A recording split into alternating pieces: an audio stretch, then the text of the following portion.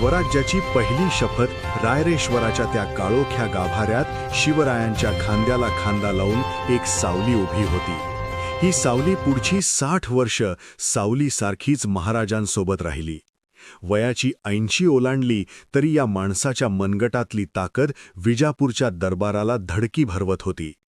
कोण होता हा योद्धा, ज्याच्या निष्ठेची साक्ष खुद्द सह्याद्री देतो? त्याचं नाव येसाजी कंक.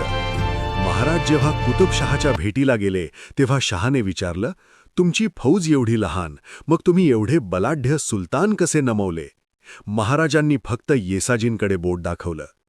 कुतुबशहानं परीक्षा घेण्यासाठी आपला सगळ्यात खतरनाक आणि पिसाळलेला हत्ती मैदानात सोडला. मैदानात शांतता पसरली होती. हत्ती चौताळून धावत आला. सगळ्यांना वाटलं आता येसाजी संपले. पण हत्तीनं सोंड वर करून वार केला तशी विजा चमकली आणि येसाजींच्या तलवारीचा एकच घाव बसला. हत्तीची सोंड जमिनीवर पडली आणि तो बलाढ्य प्राणी रक्ताच्या धारोड्यात ओरडत मागे फिरला. एका झटक्यात येसाजींनी सिद्ध केलं की शिवरायांचा मावळा हत्तीलाही नमवण्याची ताकद. महाराजांच्या निधनानंतर जेव्हा स्वराज्यावर संकट आलं तेव्हा शंभूराजांच्या पाठीशी हा पितामह खंबीरपणे उभा होता. ही होती ती अढळ निष्ठा, जिथे वय फक्त आकडा होता आणि श्वास फक्त स्वराज्याचा.